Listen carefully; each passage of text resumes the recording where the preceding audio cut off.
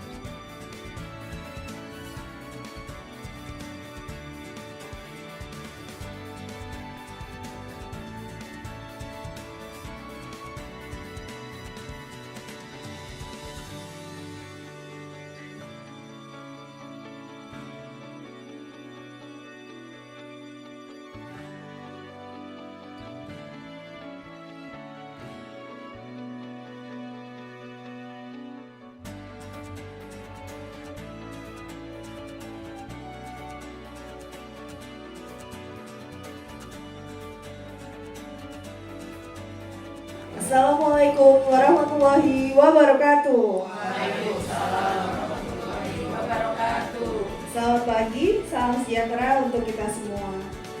Yang terhormat Kepala SMKS Grafika Kota Tangerang, yang kami hormati Bapak Ibu Wakil Kepala Sekolah beserta staf, yang kami hormati Bapak Hepriyadi Zaicili, STMMGR, selaku pemateri diseminasi budaya positif di sekolah, serta Bapak Ibu guru dan tenaga kependidikan SMKS Grafika Kota Tangerang. Puji syukur marilah kita panjatkan kehadirat Allah Subhanahu wa taala karena pada hari ini Jumat 23 Agustus tahun 2024 kita dapat berkumpul di sini dalam acara diseminasi budaya positif di sekolah. Karena budaya positif di sekolah diyakini mampu menciptakan pribadi-pribadi yang berkualitas dan berkarakter baik sesuai dengan profil pelajar Pancasila. Hadirin yang berbahagia, mari kita awali acara hari ini dengan bersama-sama membaca basmalah. Selanjutnya, mari kita simak sambutan Kepala SMKS Grafika Kota Tangerang yang akan diwakilkan oleh Ibu Indah Lusita MPD. Kepada beliau kami persilakan. Mohon izin Bapak Ibu sekalian, saya di sini untuk mewakili Ibu Dwi Septiani STGR yang berhalangan hadir. Beliau mewakilkan kepada saya ada beberapa yang ingin disampaikan terkait kegiatan pada hari ini ya Bapak Ibu sekalian, yaitu temanya menumbuhkan budaya positif dalam pendampingan terhadap peserta didik. Jadi budaya positif itu memiliki urgensi dalam pembentukan karakter anak. Ya Bapak Ibu, kita tahu kita sudah melaksanakan P5 dan juga hasil akhirnya adalah peserta didik itu bisa mencapai karakter profil pelajar Pancasila. Jadi untuk itu dirasa sangat perlu sekali ya Bapak Ibu untuk menanamkan budaya positif tersebut.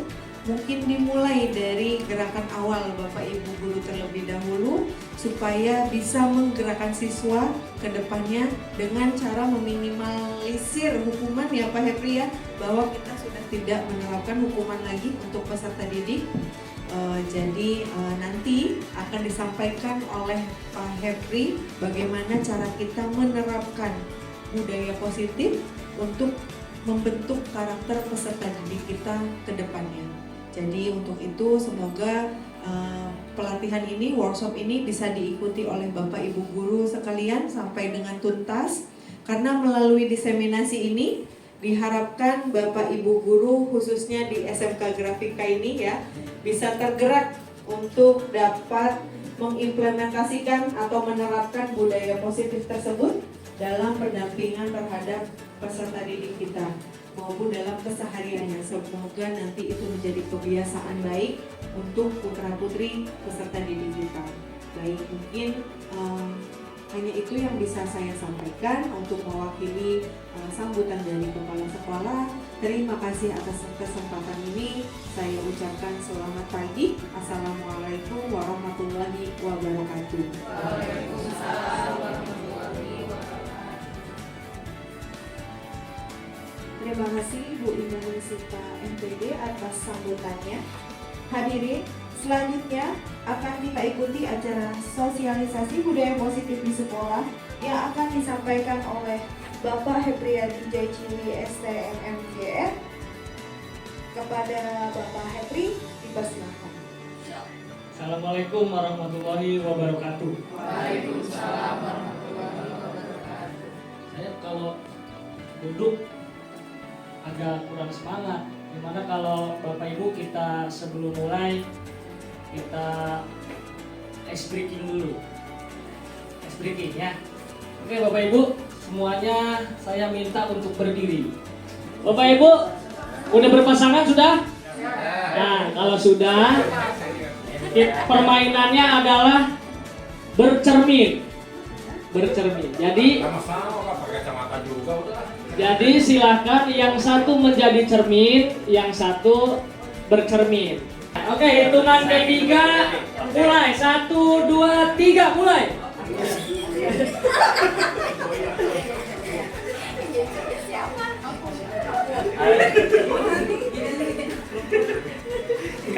Kalau ketawa juga harus ketawa berarti cerminnya.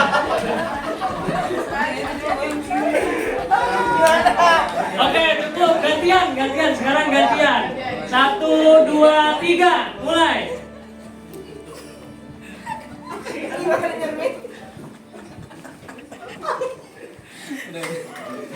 Oke, cukup. Tepuk tangan buat kita semua. Nah, gimana Bapak Ibu? Udah cukup bahagia belum? Udah cukup bahagia ya. Jadi kita harus selalu berbahagia, selalu ya. Oh ini ada. Ya, izinkan saya pada hari ini untuk menyebarkan pemahaman dan penerapan pengalaman budaya positif di SMK Grafika ya Bapak Ibu. Jadi saya bermaksud untuk mengimbaskan apa yang sudah saya dapatkan dari pembelajaran saya di pendidikan guru penggerak, bukan maksud untuk menggurui Bapak Ibu. Mudah-mudahan kita dengan sharing pengalaman ini sama-sama bisa kita implementasikan di SMK Grafika di sekolah kita agar untuk menciptakan peserta didik yang sesuai dengan kita harapkan ya Bapak Ibu, sesuai dengan visi sekolah.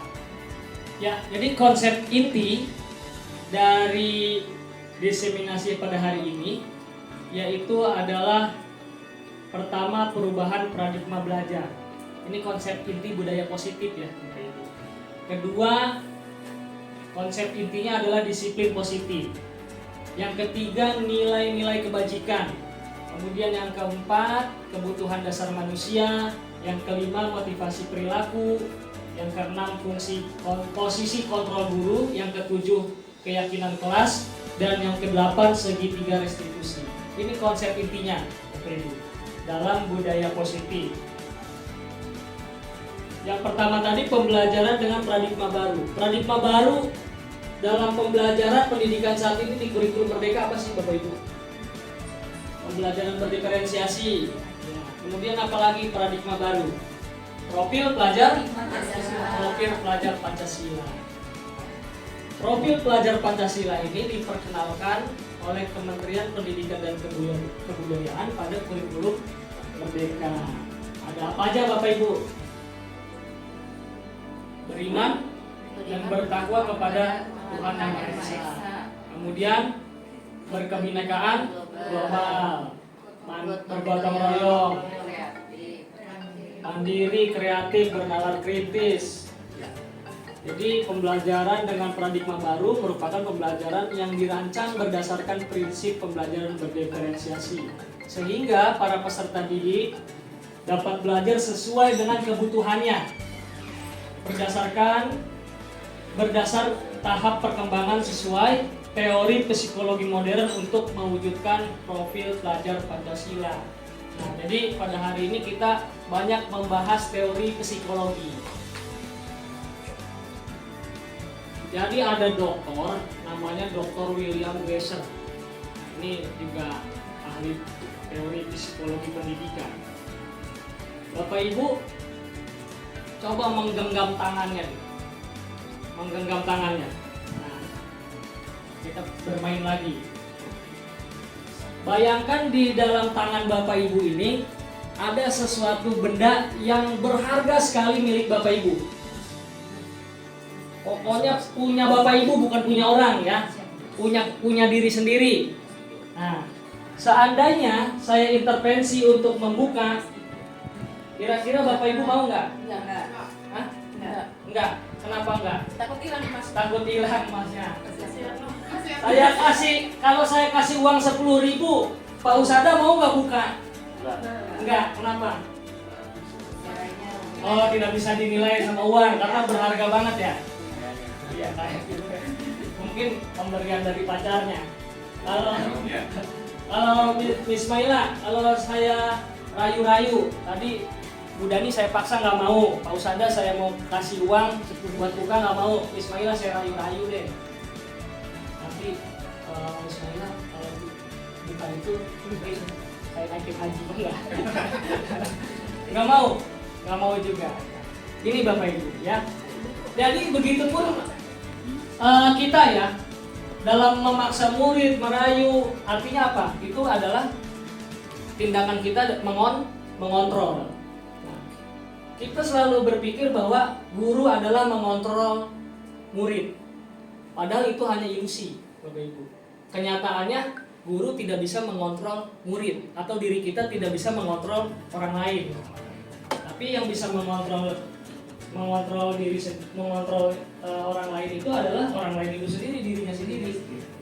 Nah, kemudian yang kedua, semua penguatan positif, efektif dan bermanfaat itu ilusi ya. Ilusi yang ketiga, kritik dapat membuat rasa bersalah, mampu menguatkan karakter. Bahwa kritik itu mampu menguatkan karakter. Nah, ini juga ilusi ternyata. Kemudian yang terakhir, orang dewasa berhak memaksa. Ini juga ilusi. Jadi ini miskonsepsi teori kontrol, bahwa kita tidak bisa mengontrol orang lain. Dari teori fungsi kontrol tadi, kita mengubah paradigma stimulus respon ke pendekatan teori kontrol. Ini penggagasnya adalah Stephen R. Covey. Jadi kalau stimulus respon, realita kebutuhan kita sama. Sedangkan di teori kontrol, realita kebutuhan kita beda-beda. Semua orang melihat hal yang sama pada stimulus respon. Tapi dalam teori kontrol, setiap orang punya gambaran yang beda-beda. Tidak sama. Kemudian di stimulus respon, kita mencoba mengubah orang agar berpandangan sama dengan kita. Tapi di teori kontrol, kita berusaha memahami, bukan mengubah, tapi memahami pandangan orang lain tentang dunia. Di stimulus respon, perilaku buruk dilihat sebagai suatu kesalahan. Tapi di teori kontrol, semua perilaku memiliki tujuan dan alasan. Di stimulus respon, orang lain bisa mengontrol saya, atau sebaliknya, saya bisa mengontrol orang lain. Tapi di teori kontrol, hanya Anda yang bisa mengontrol diri Anda sendiri, atau hanya kita yang dapat mengontrol diri kita sendiri. Kemudian saya bisa pemaksaan ada pada saat bujukan gagal. Tapi di teori kontrol, kolaborasi dan konsensus menciptakan pilihan-pilihan baru. Jadi tidak ada pemaksaan, tetapi berkolaborasi, menggabungkan pikiran, menggabungkan tujuan sehingga menjadi pilihan-pilihan baru. Kemudian di stimulus respon, model berpikirnya menang atau kalah. Tapi di teori kontrol, model berpikirnya menang, menang, menang, menang. Tidak ada kalah. Ya. Jadi tidak ada yang kalah, tidak ada yang menang. Semuanya menang. Bapak menang, saya menang, ibu menang, semuanya menang. Kita guru menang, murid juga menang. Sekolah ini jadinya menang. Itu di teori kontrol. Jadi kita perlahan-lahan merubah dari stimulus respon menjadi teori kontrol pada diri kita maupun pada lingkungan kita ya. Nah, kemudian kita masuk ke dalam konsep yang kedua, disiplin positif. Bapak Ibu, disiplin itu yang Bapak Ibu tahu apa? Mentaati peraturan. Ada lagi? Disiplin yang Bapak Ibu ketahui Sesuai aturan. harus sesuai aturan. Bu Pita, tepat waktu. Ada lagi? Ya. Jadi disiplin berasal dari kata disiplina yang artinya belajar. Ya. Jadi sebetulnya disiplin itu artinya belajar. Kalau misalkan kita tepat waktu, tapi tujuan tepat waktunya untuk apa? Apakah karena takut dimarahi kepala sekolah? Apakah karena ada kalau tepat waktu nanti dapat imbalan? Kan begitu. Ataukah tepat waktu memang adalah proses daripada pembelajaran. Jadi ternyata disiplin itu adalah artinya belajar. Menurut Diane Gosset. Gosset ini kayak ini Gojek ya. Kemudian disiplin positif adalah salah satu cara penerapan disiplin yang bertujuan untuk menumbuhkan kesadaran terhadap apa yang dilakukan berdasarkan nilai-nilai yang diyakini. Tujuannya adalah untuk menciptakan peserta didik yang memiliki disiplin diri sehingga mereka berperilaku mengacu pada nilai-nilai kebajikan universal dan memiliki motivasi intrinsik dalam perubahan perilaku ke arah yang lebih baik. Jadi ada kebijakan universal, ada juga motivasi intrinsik. Nah, itulah baru bisa dikatakan disiplin positif. Jadi tujuannya ke sana. Ini nilai-nilai kebajikan universal. Nilai-nilai kebajikan itu apa? Nilai-nilai yang disepakati bersama, lepas dari suku bangsa, agama, bahasa maupun latar belakangnya. Ya.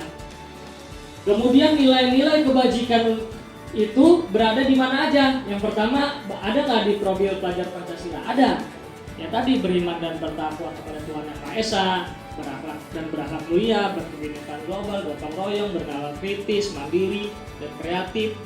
Kemudian ada juga dalam IBO Primary Years Program, PYP, yaitu toleransi, rasa hormat, integritas, mandiri, menghargai, antusias, empati, keingintahuan, kreativitas, kerjasama, percaya diri, dan komitmen.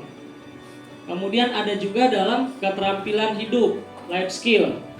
Contohnya dapat dipercaya, lurus hati, pendengar yang aktif, tidak merendahkan orang lain, dan memberikan yang terbaik pada diri. Selain ini masih ada nggak? Masih banyak ya Bapak Ibu, nilai-nilai kebajikan universal. Kemudian konsep yang berikutnya adalah kebutuhan dasar manusia. Kebutuhan dasar manusia adalah segala sesuatu yang kita lakukan untuk mendapatkan apa yang kita inginkan. Seluruh tindakan yang kita lakukan memiliki tujuan tertentu dan semua usaha yang terbaik yang kita lakukan adalah dalam rangka agar kebutuhan dasar kita terpenuhi dengan baik. Nah, jadi kebutuhan dasar manusia itu ada 5, Bapak Ibu. Yang pertama, bertahan hidup. Nah, bertahan hidup, contohnya apa kebutuhannya? Makan, pakai baju, kalau nggak pakai baju digigit nyamuk ya. Nah, tempat tinggal, karena kalau tidak ada tempat tinggal, nah, bisa meriang kan gitu ya. Kesehatan dan kebahagiaan. Kemudian kebutuhan yang kedua adalah kasih sayang dan rasa diterima. Rasa diterima, dipedulikan, berbagi, kerjasama, menjadi bagian dalam kelompok. Nah, ini murid-murid kita juga pasti punya di kebutuhan dasar ini. Kemudian yang ketiga adalah penguasaan.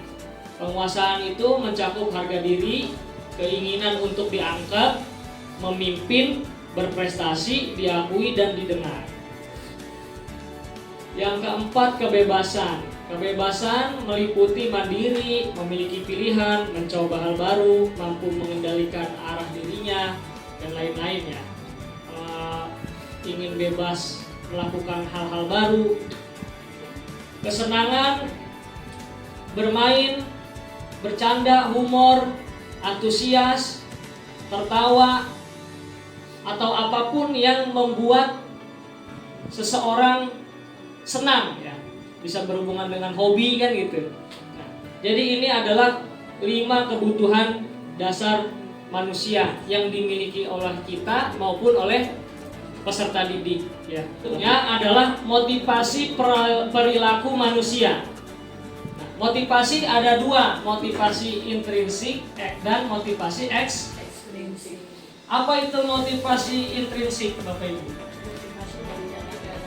Motivasi dari dalam. Kalau ekstrinsik motivasi dari luar. Maksudnya gimana? Dari lingkungan. Bapak Ibu mengikuti diseminasi ini motivasi intrinsik apa ekstrinsik? Siapa yang intrinsik? Intrinsik. Tadi ada yang angkat tangan siapa? Ismaila. Terima kasih Pak Happy, izin. Sebenarnya ada dua sih Pak, motivasi intrinsik dan juga ekstrinsik gitu ya. Yang pertama adalah motivasi intrinsiknya dulu ya. Saya tergerak ke sini tentunya dari dalam hati saya bahwa saya tentunya ingin menambah ilmu dan juga mencari pengetahuan berkenaan dengan budaya positif yang akan disampaikan pada hari ini. Itu adalah motivasi intrinsik saya karena pada dasarnya adalah pengalaman yang mungkin Pak Hepri budaya positif yang mungkin akan Pak Hepri share ini bisa jadi saya belum menerima informasi itu, sehingga makanya saya tergerak terus ke sini untuk menerima informasi budaya positif dari Pak Hepri. Seperti itu Pak, terima kasih. Jadi contohnya motivasi ekstrinsik misalkan untuk menghindari ketidaknyamanan atau hukuman. Nah, itu ekstrinsik ya. Misalkan Bapak Ibu datang tepat waktu di kelas karena takut dimarahi guru piket, misalkan gitu. Atau takut ditegur kepala sekolah kalau terlambat. Nah, berarti itu masih ekstrinsik. Kemudian ada juga untuk mendapatkan imbalan. Jadi selain hukuman, misalkan mendapatkan imbalan atau penghargaan dari orang lain, itu berarti ekstrinsik ya. Intrinsik itu untuk menjadi orang yang mereka inginkan. Jadi motivasi dari dalam diri untuk menghargai diri sendiri dengan nilai-nilai keyakinan yang mereka percaya. Itulah motivasi intrinsik. Nah, Bapak Ibu, sebelum kita lanjut ke konsep selanjutnya, ini ada pertanyaan reflektif. Silakan Bapak Ibu, ini terlihat ya, silakan Bapak Ibu dibaca sebentar. Kemudian di bawah ada pertanyaan, apakah Anda setuju dengan tindakan Pak Seno terhadap Iva? Mengapa? Kemudian yang kedua, menurut Anda tindakan Pak Seno terhadap Iva adalah sebuah hukuman atau konsekuensi? Mengapa? Nah, ini ada cerita tentang Pak Seno dengan Iva. Jadi Pak Seno sebagai guru dan Iva sebagai murid. Silakan Bapak Ibu baca, kemudian dijawab pertanyaannya. Saya bagikan stick note, Bapak Ibu jawab di sticky note ya.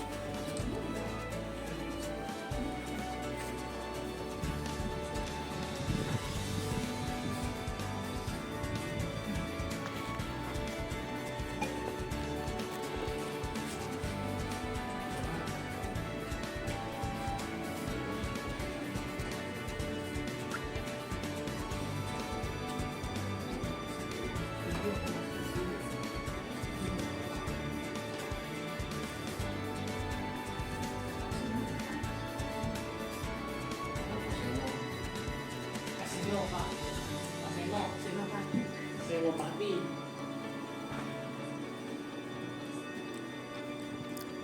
Satu menit lagi.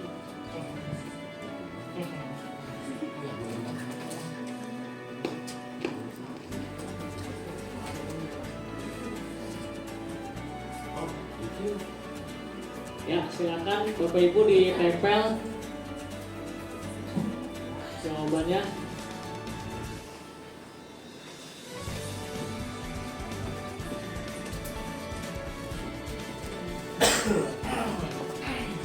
Ditempel di sini ya. Jawabannya. Siap.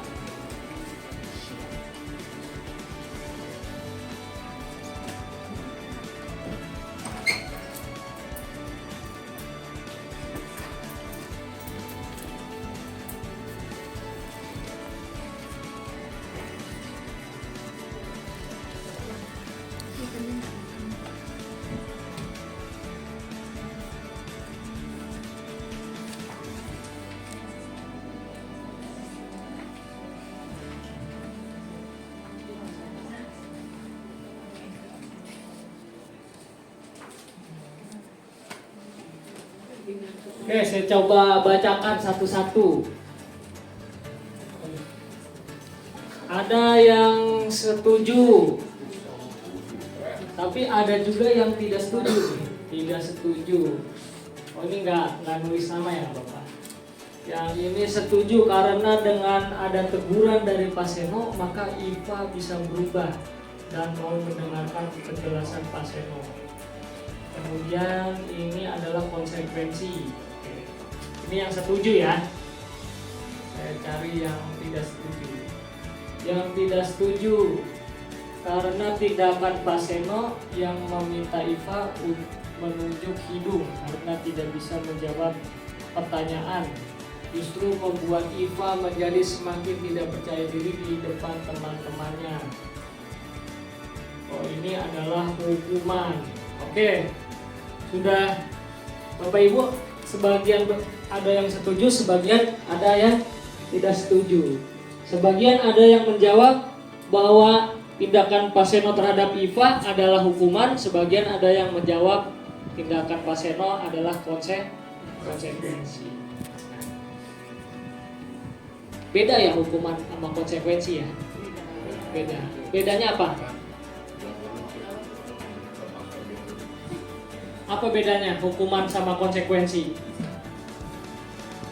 Siapa? Yang dia terima kalau hukuman. Borneo. Kalau hukuman itu biasanya menyakitkan Pak. Jadi rasanya itu kayak nggak nyaman, terus traumanya atau berefek teringatnya jangka panjang gitu Pak. Oh iya, saya pernah dihukum ini gitu. Tapi kalau konsekuensi karena kita menyadari itu adalah karena kesalahan kita, jadi tidak berefek panjang gitu Pak, masih bisa menerima gitu. Mas Heno, hukuman apa konsekuensi? Hukuman. Berarti Borneo setuju atau tidak? Tidak. Tidak setuju. Oke, tepuk tangan dulu buat Borneo. Terima kasih Borneo. Ya, hukuman, konsekuensi, dan restitusi. Hukuman sesuatu yang menyakitkan, nah, sama seperti yang Borneo bilang tadi ya. Tapi kalau konsekuensi itu sesuatu yang harus terjadi. Restitusi merupakan pilihan. Jadi ada hukuman, ada konsekuensi, dan restitusi. Nah, jadi hukuman itu adalah bentuk identitas yang gagal ya. Sedangkan konsekuensi dan restitusi adalah identitas yang sukses. Jadi begitu. Tidak nyaman, korban mendapatkan keadilan, murid atau anak akan tersakiti, perilaku pasif, agresivitas meningkat, berlaku hanya pada sebuah institusi, tidak berlanjut pada kehidupan nyata. Itulah hukuman. Sedangkan konsekuensi, sesuatu harus terjadi, tidak nyaman untuk murid atau anak untuk jangka waktu pendek, bukan jangka waktu panjang. Korban bisa diabaikan, murid atau anak dibuat tidak nyaman, penguatan hanya bertahan dalam jangka waktu pendek, memerlukan monitoring dan supervisi terus-menerus dari guru membantu penerapan mengikuti peraturan dalam masyarakat. Jadi ini disadur dari Diana Gosen ya.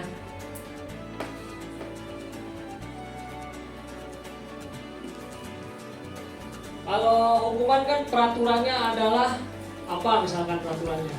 Tapi kamu harus melakukan itu. Apa peraturan? Kalau di konsekuensi, apa peraturannya? Mampukah kamu melakukannya? Terima kasih. Jadi sebetulnya kalau hukuman itu lebih ke satu arah ya. Tapi kalau konsekuensi itu bisa jadi hasil kesepakatan, ya, kesepakatan bersama. Gitu.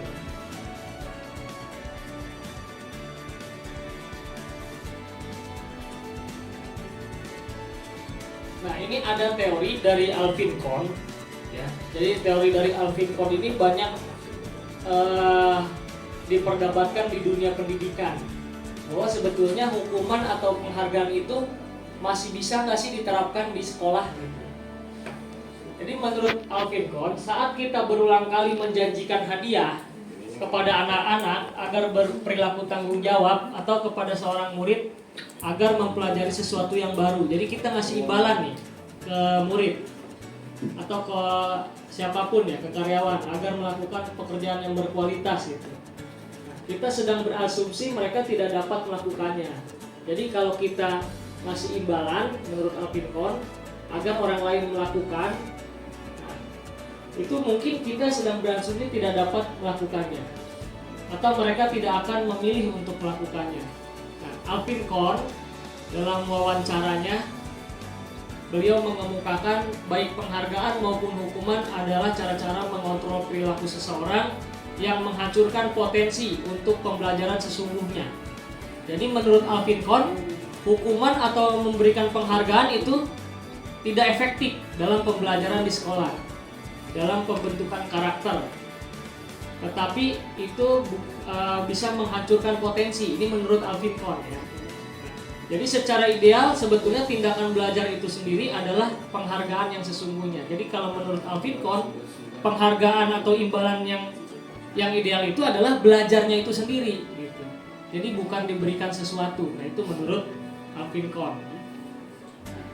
Restitusi. Restitusi adalah sebuah pendekatan untuk menciptakan disiplin positif. Jadi untuk menciptakan disiplin positif, konsep berikutnya adalah konsep restitusi. Ya. Restitusi juga adalah proses kolaboratif yang mengajarkan murid untuk mencari solusi suatu masalah dan dapat membuat murid berpikir tentang orang seperti apa yang mereka inginkan dan bagaimana mereka harus memperlakukan orang lain.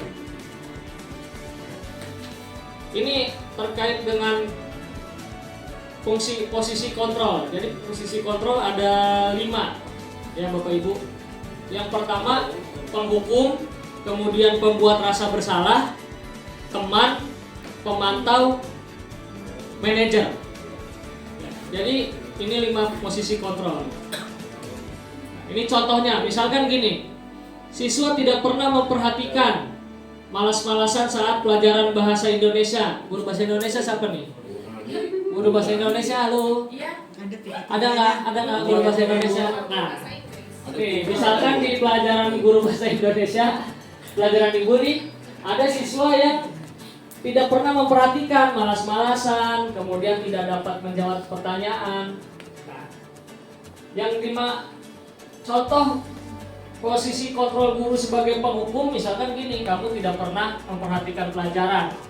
Sekarang kamu berdiri 1 jam di depan kelas. Nah, itu berarti kan contoh penghukum ya. Penghukum. Ada juga kita sebagai guru pembuat rasa bersalah. Misalkan kamu selalu mengecewakan ibu, kan gitu ya, Bu Nani nih. Kamu tidak kasihan sama ibu ya.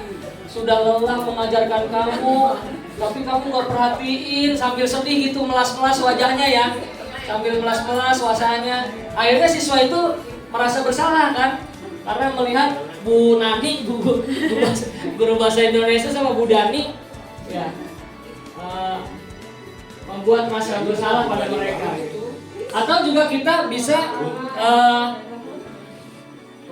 berperan menerapkan posisi kontrol sebagai teman. Nah, kita guru sebagai teman. Misalkan tolong bantu ibu ya nak, kamu perhatikan pelajaran ibu agar nilai kamu bagus gitu. Atau tolong ya nak, bantu ibu dibersihkan kelasnya gitu, biar ibu nggak ditegur sama kepala sekolah kan gitu. Jadi kita kayak ada apa namanya ya, dengan seperti teman gitu ya, seperti teman. Terus sebagai pemantau, nah contohnya pemantau, misalkan ibu perhatikan kamu tidak pernah perhatiin pelajaran, kamu harus lebih serius lagi ya belajar misalkan gitu. Nah ada yang terakhir penerapan posisi kontrol sebagai manajer. Contohnya, kamu tahu nggak kesalahan kamu nak? Misalkan siswa berbuat salah, kamu tahu nggak nak kesalahan kamu kan gitu. Sehingga nggak bisa menjawab pertanyaan mata pelajaran bahasa Indonesia kan gitu. Pasti siswanya kan jawab, nggak ngerti bu, atau misalkan tidak tahu bu kesalahan saya apa. Masih nggak ngerti. Terus apa yang harus kamu lakukan untuk memperbaikinya? Nah ini contoh pertanyaan dari seorang manajer. Nah kira-kira dari kelima ini, menurut Bapak Ibu yang paling efektif posisi kontrol kita sebagai guru kepada siswa, kepada murid, mana yang paling efektif, mana yang paling baik? Siapa yang penghukum? Marian. Penghukum. Kenapa Marian posisi kontrol penghukum menurut Marian yang paling bagus? Kenapa penghukum? Kalau ada dua posisi Pak, yang pertama di kelas dan di lapangan. Saya ngomongnya di lapangan untuk menghukum karena acuannya adalah waktu. Kalau siswa semakin lama, maka kegiatan yang lain tidak bisa berjalan dengan semestinya. Nah makanya kalau di lapangan itu saya bisa menjadi penghukum, kalau di kelas saya bisa menjadi teman. Oh gitu. Oke, tepuk tangan dulu. Dalam menerapkan restitusi, yang paling efektif adalah kita sebagai manajer. Karena sebagai manajer juga kita bisa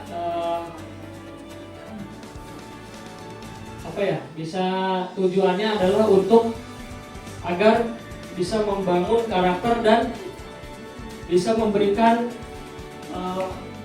tanggung jawab dan kemandirian kepada anak ya, untuk bisa menyelesaikan masalahnya sendiri. Jadi kalau penghukum itu belum tentu anak ikut menyelesaikan masalah. Terus kalau membuat rasa bersalah juga sama. Anak hanya merasa bersalah, tapi masalahnya nggak selesai, gitu.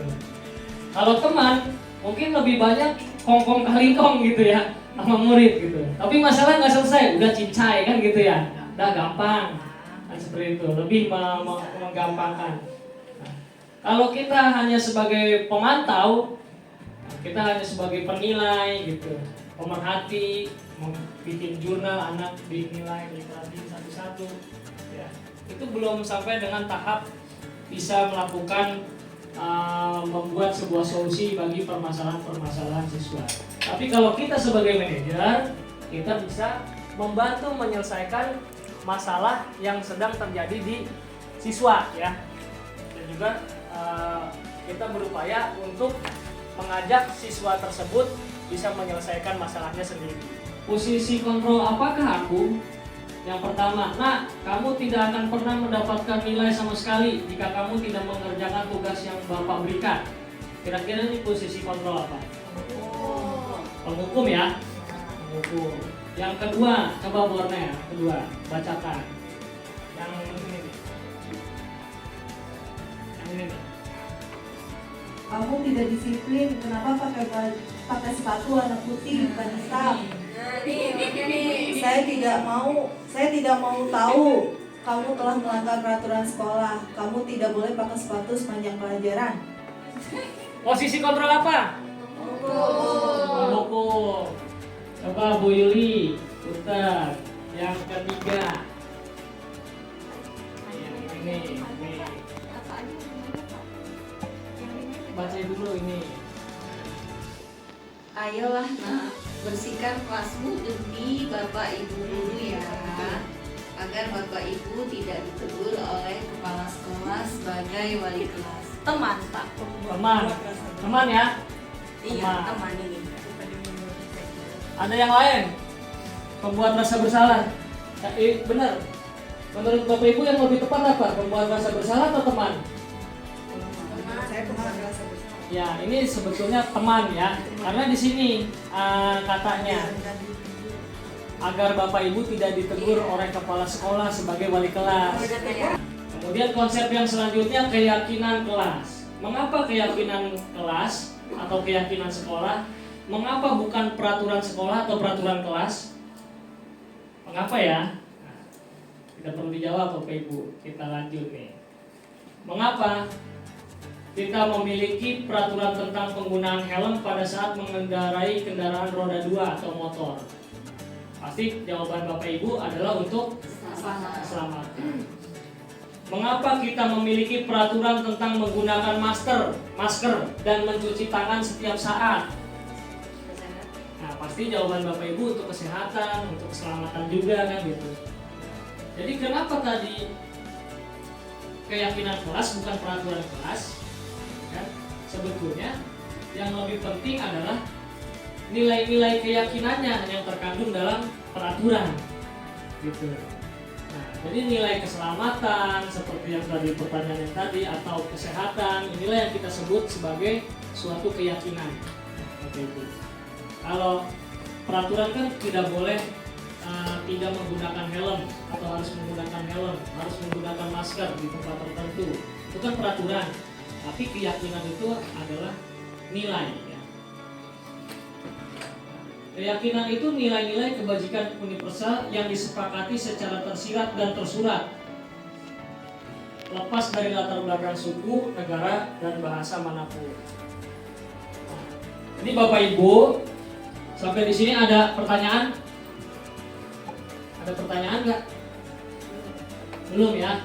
Berarti sudah paham tadi konsep posisi kontrol, disiplin positif, udah paham ya? Keyakinan kelas. Nah, kalau udah paham Bapak Ibu, punten di sini wali kelas semua ya? Wali kelas yang wali kelas apa? Wali kelas. Nah, lumayan ya. Nah, jadi Bapak Ibu nanti mudah-mudahan keyakinan kelas bisa dibentuk ya di kelasnya masing-masing ya, di kelas Bapak Ibu ya. Kemarin juga, atau kalaupun bukan wali kelas, boleh membuat keyakinan kelas bersama siswanya di mata pelajaran Bapak Ibu. Kemarin juga saya melakukan hal tersebut di kelas mata pelajaran saya, mata pelajaran IPAS, dengan di beberapa kelas ya, di kelas 10. Nah, jadi kita bentuk keyakinan kelas. Keyakinan kelas itu bukan kita yang buat, tapi kita bersama-sama dengan murid ya. Nah, Bapak Ibu mungkin nanti bisa dengan teknis masing-masing ya, bisa berkelompok.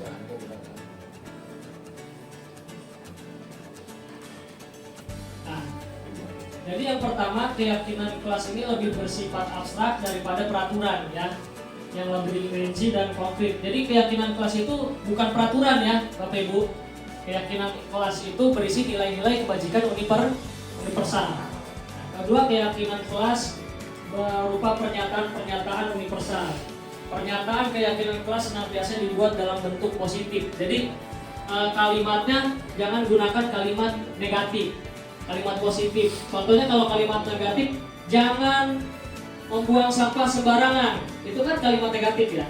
Tapi kalau kalimat positif, buanglah sampah pada tempatnya. Nah, itulah maksudnya, gunakan kalimat-kalimat yang positif. Kemudian yang kelima, keyakinan kelas sebaiknya diterapkan sesuatu yang dapat diterapkan di lingkungan tersebut. Yang keenam, semua warga kelas hendaknya ikut berkontribusi dalam pembuatan keyakinan kelas lewat kegiatan curah pendapat ya. Jadi bisa Bapak Ibu di kelas dibagi kelompok anak-anak biar bisa saling diskusi ya. Nah, kemudian yang ketujuh, bersedia meninjau kembali keyakinan kelas dari waktu ke waktu.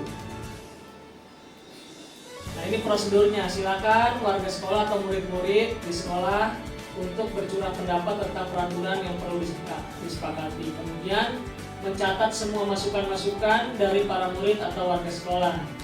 Kemudian susunlah keyakinan kelas sesuai prosedur pembentukan keyakinan sekolah. Tinjau kembali daftar curah pendapat yang sudah dicatat. Tinjau ulang keyakinan sekolah atau kelas secara bersama-sama. Setelah keyakinan sekolah atau kelas selesai dibuat, maka semua warga kelas dipersilakan meninjau ulang dan menyetujuinya dengan menandatangani keyakinan sekolah atau kelas tersebut, termasuk guru dan semua warga murid. Keyakinan sekolah atau kelas selanjutnya bisa diletakkan di dinding. Jadi setelah terbentuk keyakinan kelas di kelas kita, kemudian divisualisasikan Bapak Ibu, dipublikasikan agar keyakinan kelas itu dapat senantiasa diingat oleh murid-murid ataupun oleh warga sekolah gitu. Bisa berupa poster, bisa berupa infografis ditaruh di dinding, atau juga bisa berupa video ya, video. Nah, konsep yang terakhir adalah segitiga restitusi. Nah, segitiga restitusi ini adalah suatu proses dialog yang dijalankan oleh guru agar murid dapat mandiri dan bertanggung jawab dalam menyelesaikan masalah. Jadi ini adalah suatu pendekatan Bapak Ibu. Segitiga restitusi ini merupakan suatu strategi ya, untuk kita sebagai guru bisa mendampingi murid yang memiliki masalah gitu. Misalkan contoh kayak melanggar peraturan tertentu, itu juga sebetulnya masalah bagi murid kan gitu. Jadi ini suatu strategi atau pendekatan. Ada 3 langkah. Yang pertama adalah menstabilkan identitas. Jadi ketika kita mendampingi siswa yang bermasalah, maka siswa yang bermasalah tersebut kita stabilkan dulu identitasnya. Nah, ini bisa berupa perkataan maupun pernyataan ya. Setiap orang pasti pernah melakukan kesalahan. Kamu bukan satu-satunya yang pernah melakukan kesalahan ini. Bapak juga dulu pernah melakukan kesalahan ini waktu zaman sekolah, misalkan gitu ya. Seperti apa gambaran sesuatu kelas yang ideal menurut kamu? Kamu ingin menjadi orang yang seperti apa? Apa yang menurut kamu seharusnya dilakukan sesuai keyakinan kelas atau sekolah, dan agar masalah kalian selesai, misalkan gitu ya. Ajak mereka untuk membangun sebuah solusi atas permasalahannya. Sampai sini ada yang ditanyakan Bapak Ibu? Sebentar lagi kita sholat Jumat ya. Oke, selesai. Nah ini sebentar saja sebelum kita akhiri, ini ada contoh penerapan segitiga restitusi ya Bapak Ibu. Silakan disimak.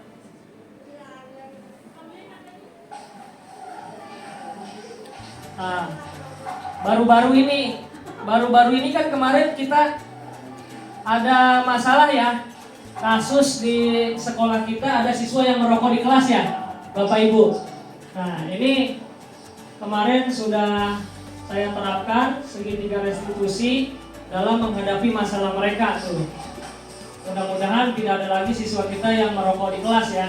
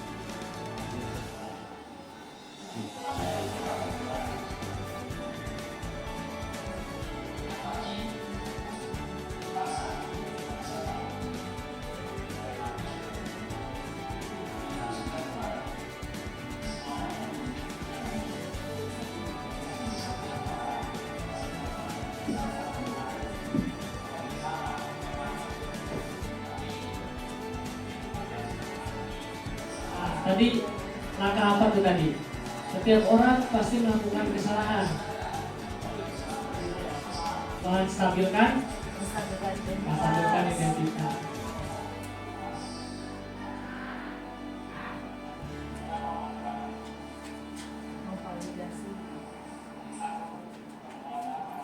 Kenapa melakukan hal itu? Berarti menanyakan alasannya ya.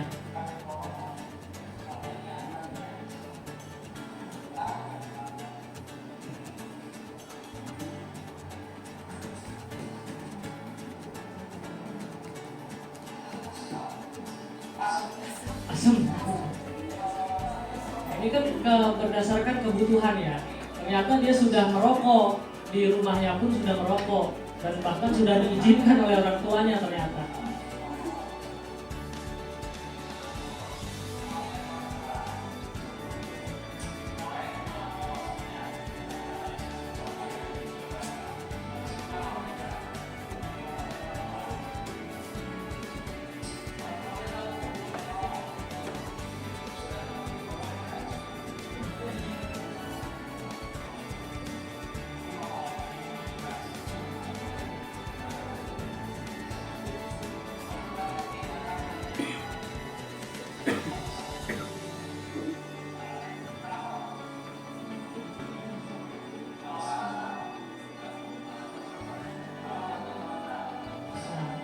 Kita validasi, kenapa salah?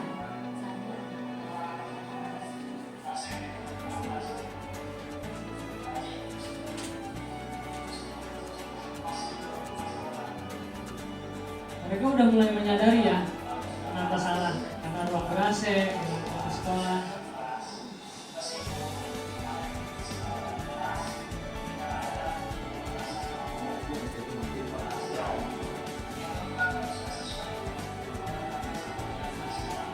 Ini kita menanyakan kembali keyakinan, menanyakan keyakinan kelas.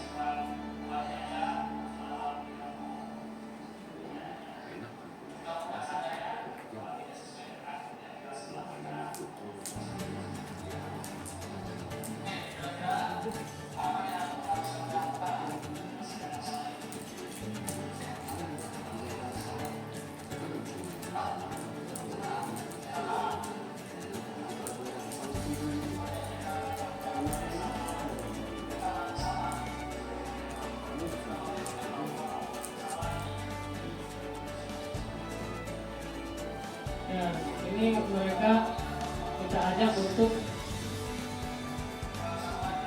menemukan solusi atas permasalahannya. Apa yang harus dilakukan setelah menanyakan keyakinan.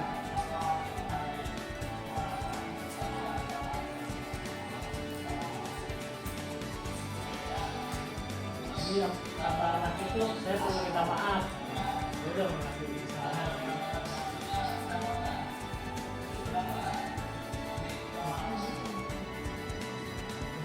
Teman-teman, ke guru, katanya.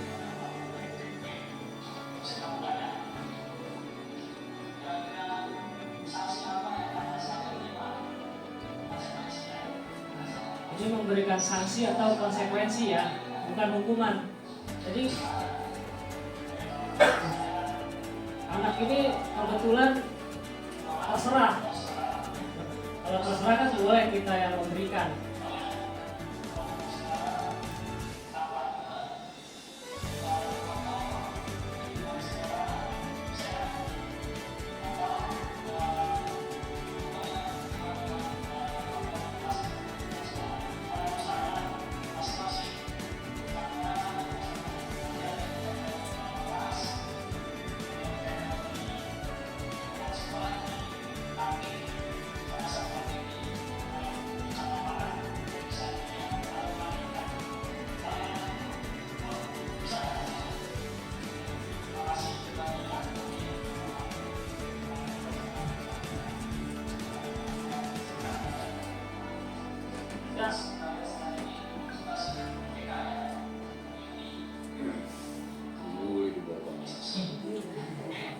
kolaborasi ya. Padahal anaknya nggak ke saya, Pak. Belum ke ibu ya? Belum ke guru BK ya?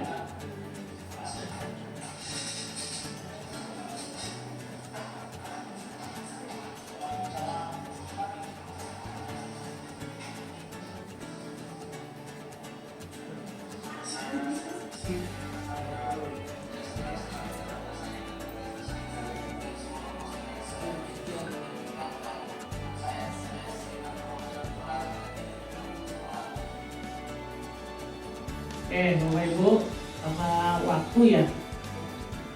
Ya, dari video ini tadi hukuman apa yang saya berikan kepada anak tersebut?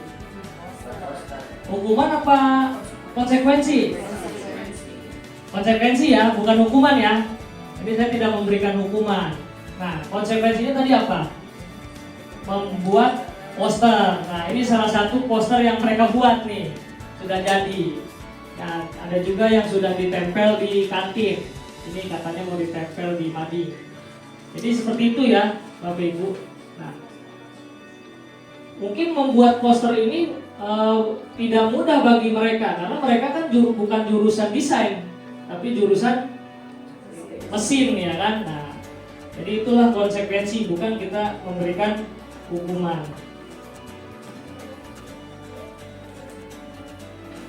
Baik Bapak Ibu, karena waktu kita sudah selesai ya, sudah habis. Ini ada kutipan Standar Pendidikan Nasional bahwa dalam penerapan program disiplin positif, hendaknya guru memiliki standar kepribadian, profesional dan sosial yang baik, di mana guru mampu merefleksikan dirinya dalam posisi kontrol saat ini. Bagaimana perjalanan murid-muridnya menjadi insan yang mandiri, merdeka, dan bertanggung jawab. Ya, Bapak Ibu ya, terima kasih.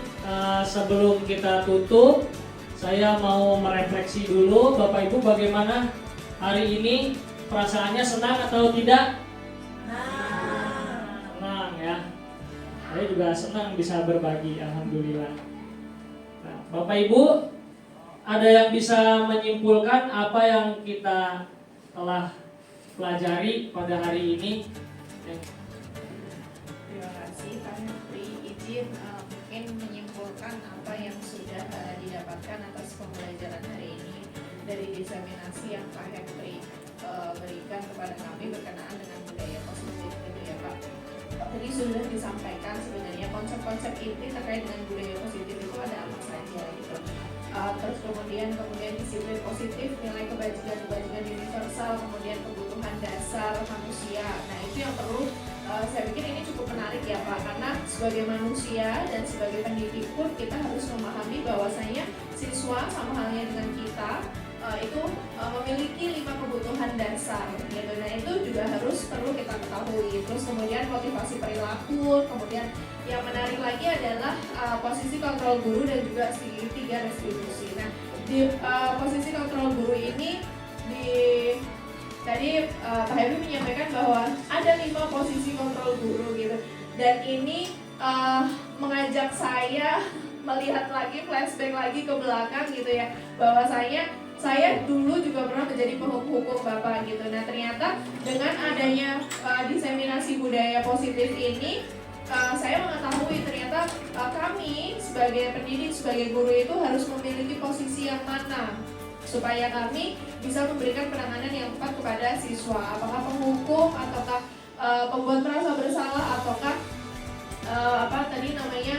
pemantau, ataukah teman, ataukah manajer. Harapannya kami semua memiliki posisi di level manajer gitu, jadi sehingga penanganannya tepat. Kemudian keyakinan kelas dan juga segitiga restitusi yang harus memberikan pembelajaran kepada kita sebagai pendidik ketika kita menghadapi siswa yang bermasalah, apa yang harus kita lakukan, seperti itu. Mungkin itu yang bisa saya simpulkan mewakili teman-teman hari ini Bapak. Terima kasih. Terima kasih Bapak Ibu. Tadi jangan lupa tugasnya ya.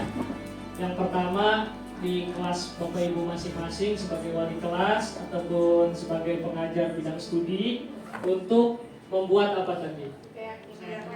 Keyakinan kelas bersama dengan siswa-siswa kita ya. Kemudian ketika siswa kita ada kesalahan, yang harus kita lakukan menggunakan strategi apa?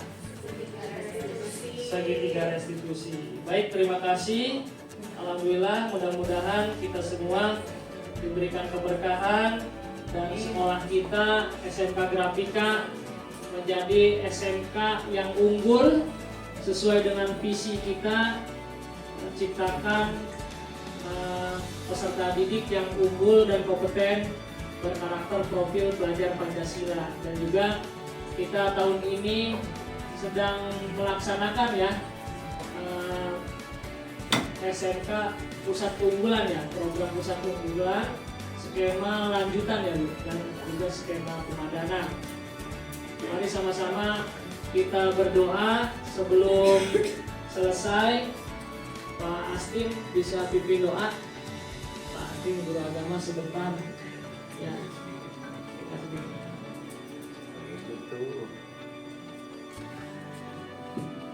Mari Bapak Ibu dan tubuhkan kepada mudah-mudahan pada pertemuan siang hari ini dapat bermanfaat dan kita alhamdulillah wa billahi ingat mau bila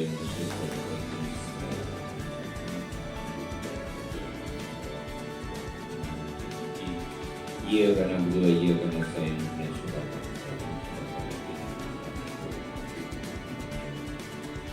Allahumma salli ala sayyidina Muhammadin fil awwalin wal akhirin wa barik wa sallim ala rasulillah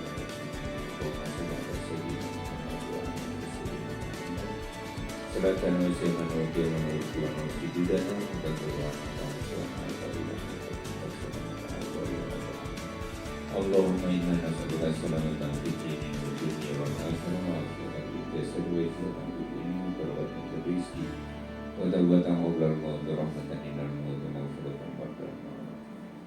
Allahumma hawin alaina fi syakaratin wa rahmatin wa hisab. Rabbana la tuzigh qulubana ba'da idh hadaytana wa hab lana min ladunka rahmatan innaka antal wahhab. Allahumma arinal haqqa haqqan warzuqna ijtinabah wa arinal batila batila warzuqna ijtinabah. Rabbana atina fid dunya hasanah wa fil akhirati hasanah wa qina adzabannar. Wa sallallahu ala sayyidina Muhammadin nabiyil ummi wa ala alihi wasallam wa tilka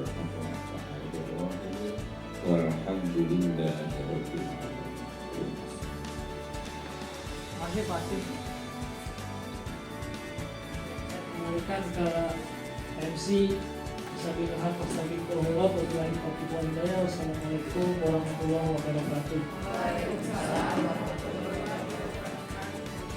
Terima kasih Pak Henry atas pemaparan yang telah disampaikan. Tentunya sangat menambah wawasan bagi kita semua. Mengutip yang disampaikan Ki Haji Dewantara, bahwa sekolah diibaratkan sebagai tanah tempat bercocok tanam, yaitu guru harus mengusahakan sekolah menjadi lingkungan yang menyenangkan, menjaga dan melindungi murid-murid dari hal yang tidak baik.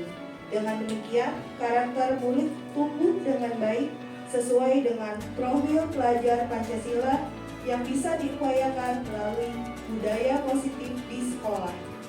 Tepuk tangan Bapak Ibu untuk Pak Henry dan kita semua guru-guru hebat. Semoga mulai hari ini kita punya tekad yang kuat untuk menerapkan budaya positif di lingkungan sekolah kita tercinta ini. Demikian kegiatan diseminasi budaya positif di sekolah. Semoga membawa manfaat bagi kita semua. Saya selaku pembawa acara undur diri. Terima kasih atas perhatian Bapak Ibu semua. Wabillahi taufiq wal hidayah. Wassalamualaikum warahmatullahi wabarakatuh. Waalaikumsalam warahmatullahi wabarakatuh. Siapa kita? SMK Grafika, Budaya positif SMK Grafika. gemilang bersama.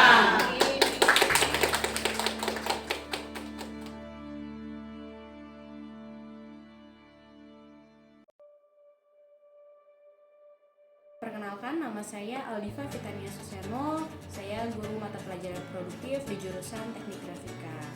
Nah, di sini saya akan menyampaikan umpan balik terhadap diseminasi budaya positif yang disampaikan oleh Pak Hepriyadi Zaicili. Ini sangat menginspirasi saya dan memberikan pemahaman yang lebih mendalam tentang pentingnya budaya positif di sekolah. Materi yang disampaikan oleh Pak Hepriyadi ini tentang segitiga restitusi yang sangat relevan dan praktis. Saya merasa termotivasi untuk menerapkannya di sekolah dan untuk menangani masalah-masalah terhadap siswa. Kegiatan diskusi ini yang interaktif membuat saya lebih terlibat dan dapat berbagi pengalaman dengan rekan sesama pendidik. Saya hanya usul supaya workshop serupa ini bisa diselenggarakan atau diadakan secara berkala untuk terus meningkatkan pemahaman dan implementasi budaya positif di sekolah. Terima kasih. Perkenalkan, nama saya Rian Palevi Isnanda. Saya guru dari SMK Grafika. Materi tentang budaya positif, keyakinan kelas, dan restitusi sangat membantu saya dalam mengelola kelas yang lebih kondusif. Penjelasan mengenai pentingnya pembangunan hubungan positif melalui strategi segitiga restitusi dengan siswa sangat jelas dan mudah dipahami, dan hal baru bagi saya untuk mendapatkan materi ini. Terima kasih Pak Hepri, semangat.